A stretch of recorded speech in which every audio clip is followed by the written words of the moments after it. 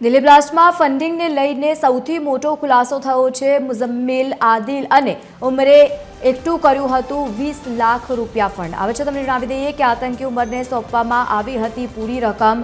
ID બનાવવા માટે ઉમરે કર્યો હતો 3 લાખનો ખર્ચ અને બ્લાસ્ટ પહેલા ઉમરે સિગ્નલ પર બનાવ્યું હતું એક ગ્રુપ। શાહીન અને ઉમરે લેબમાંથી કાઢ્યું હતું કેમિકલ્સ। એક બાદ એક જે રીતે ખુલાસા સામે આવી રહ્યા છે તેમાં વધુ અપડેટ સામે આવી છે। બ્લાસ્ટ પહેલા જે ત્યાં ગતિવિધિ પણ જોવા મળી હતી।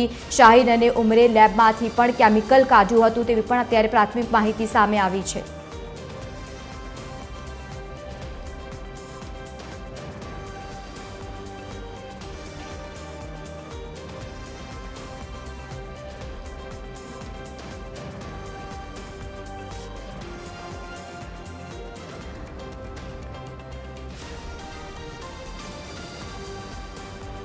વધુ माहिती साथ संवाददाता वैभव श्रीवास्तव जुड़ाया है। वैभव, जिस तरह से जानकारी निकल के सामने आ रही है, डीएनए भी मैच हुए हैं, उसके बाद देखा जा रहा है तो 20 लाख रुपए तक की रकम इकट्ठी की गई है। ग्रुप बनाया जाता है आईडी ब्लास्ट करने के लिए। उससे पहले जिस तरह से केमिकल्स का भी उपयोग करने का यहाँ पे जो जिक्र किया गया है, क्या कुछ अपडेट अभी तक आपके सामने है?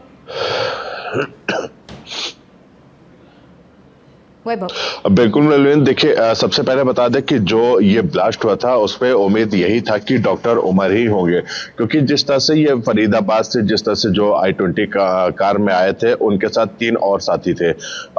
वो और 2 लोग कौन थे उनका नाम अभी तक स्पष्ट नहीं हो गया, क्योंकि जो 13 लोगों की मौत हुई थी उसमें से 8 लोगों की जो डेड बॉडी थी वो आइडेंटिफाई हो गई थी। उसमें से 2 अभी भी ऐसी बॉडी है जो अभी तक किसी ने क्लेम नहीं किया है। तो यही उम्मीद जताई जा रही थी उसमें से 2 और इनके साथी हो सकते हैं। उमर का डीएनए मैच किया गया और डीएनए जो है कंफर्म हुआ कि ये उमर ही थे जिन्होंने ब्लास्ट किया था। साथ ही साथ अगर बताया तो देखिए, किसी भी आतंकी हमला किसी भी शहर में अगर होता है तो ऐसे स्थिति में उसके लिए फंडिंग की जाती है, टेरर फंडिंग जिसको कहा जाता है। साथ ही साथ देश विदेश से पैसा आता है, जहां जो पाकिस्तान की तरफ से पैसा आता है, जो और इनके सहयोगी होते हैं, स्लीपर सेल होते हैं, उनकी तरफ से पैसा आता है, ये फंडिंग किया जाता है। और इसी को लेकर जो है लगातार छापेमारी भी की जा रही थी।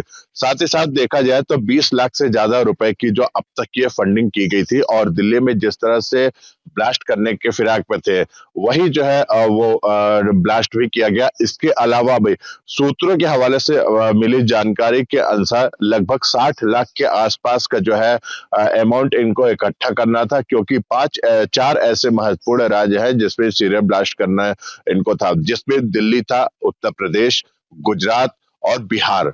ये 4 ऐसे राज्य थे जिसमें जो है आतंकी हमला करना था, यानी एक तरह से कह लिया सीरियल ब्लास्ट करना था, जिससे ज्यादा से ज्यादा लोगों की मौत हो सके।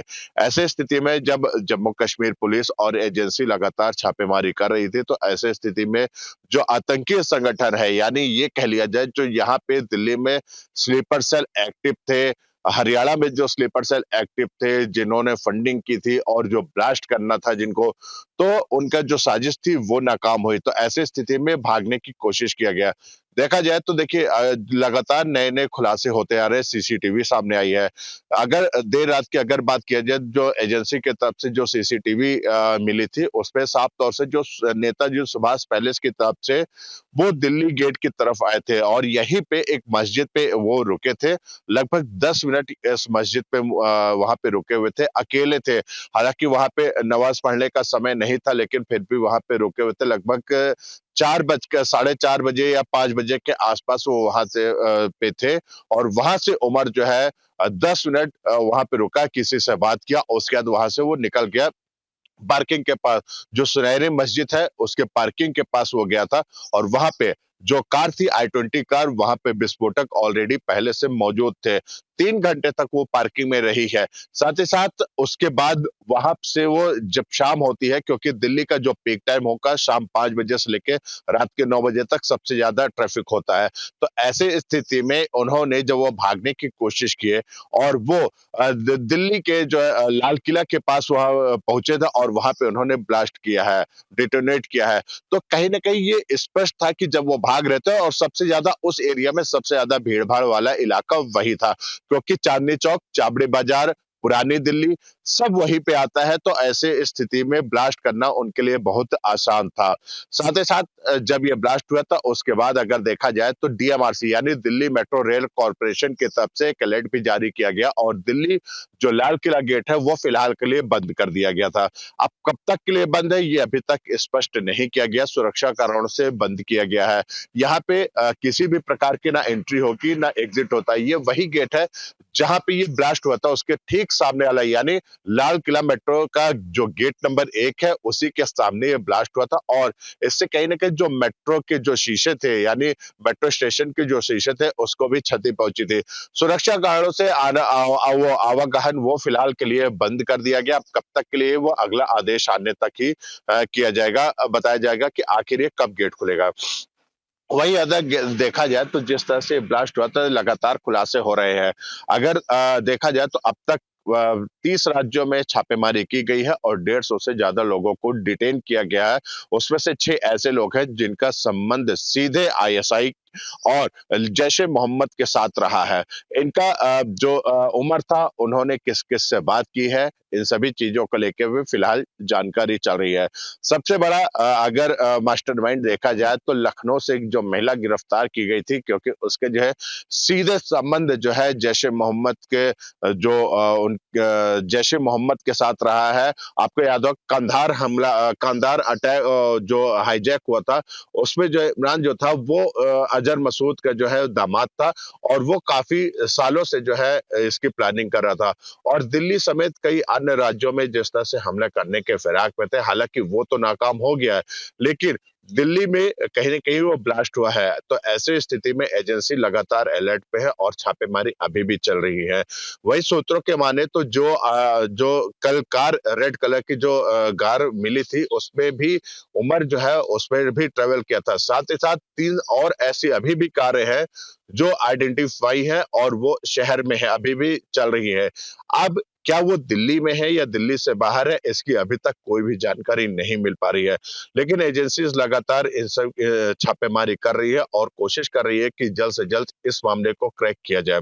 लेकिन जिस तरह से कल सीसीएस की बैठक हुई थी, कैबिनेट की बैठक हुई थी, इसमें साफ तौर से ये जो हमला था वो आतंकी हमला घोषित किया गया है और जितने भी आतंकी हैं उनको किसी भी प्रकार का बख्शा नहीं जाएगा। साथ ही साथ जिस तरह से गृह मंत्री अमित शाह, प्रधानमंत्री नरेंद्र मोदी और रक्षा मंत्री राजनाथ सिंह की जो बैठक हुई थी उसमें भी स्पष्ट किया गया था और देखिए सबसे महत्वपूर्ण इस बैठक में ये भी निकल के सामने आया क्योंकि उसमें एनएसए और एजेंसियों के चीफ भी थे। तो ऐसी स्थिति में क्या आने वाले समय पे ऑपरेशन सिंदूर 2.0 दोबारा से शुरू हो सकता है क्योंकि इससे पहले जब पहलगाम हमला हुआ था तो ऐसे स्थिति में भारत की तरफ से साफ तौर से कहा गया था कि ऑपरेशन बंद नहीं होगा जब तक सभी आतंकी खत्म नहीं हो जाते हैं।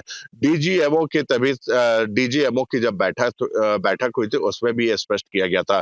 तो कहीं ना कहीं ये आशंका जताई जा रही है कि भारत की तरफ से जो है दोबारा ऑपरेशन सिंदूर 2.0 जो है वो शुरुआत किया जा सकता है। लेकिन सबसे बड़ा सवाल देखिए एक चीज और निकल के सामने आ रहा है, पाकिस्तान का तो हाथ था ही, जैश ए मोहम्मद लश्कर जैसा जो आतंकी संगठन है वो पाकिस्तान में ही पलते फूलते हैं। लेकिन इस बार देखने को मिला है तुर्की का भी हाथ निकल के सामने आया है। तो क्या तुर्की जब भारत ने तुर्की के खिलाफ एक्शन लिया था तो ऐसी स्थिति में क्या तुर्की पाकिस्तान का सपोर्ट कर रहा है, फंडिंग कर रहा है, ये जांच का विषय है। अब देखना ही होगा कि जांच एजेंसी कब तक इस नतीजे पे पहुंचती है और क्या-क्या खुलासे करती है। लेकिन लगातार पिछले कुछ दिनों से यानी 10 नवंबर से जब यह हादसा हुआ था उसके बाद से लगातार एजेंसी छापेमारी कर रही है और नए-नए सबूत जो है वो इकट्ठा हो रहे हैं और इन सब का सीधा जो सबूत जो कनेक्शन दिख रहा है वो पाकिस्तान, जैश ए मोहम्मद और आईएसआई के साथ निकल के सामने आ रहा है। लवली बिल्कुल वैभव, जानकारी के साथ जुड़ने के लिए धन्यवाद। आपसे अपडेट लेते रहेंगे। तो જે એક બાદ એક કનેક્શન પણ સામે આવ્યું છે, જે હવે તુર્કી કનેક્શન પણ સામે આવ્યું છે, જો કે ફંડિંગને લઈને પણ અત્યારે અહીંયા સમાચાર સામે આવ્યા છે। એક બાદ એક અપડેટ્સ થઈ રહી છે અને અંતે ડીએનએ પણ હવે મેચ થયું છે।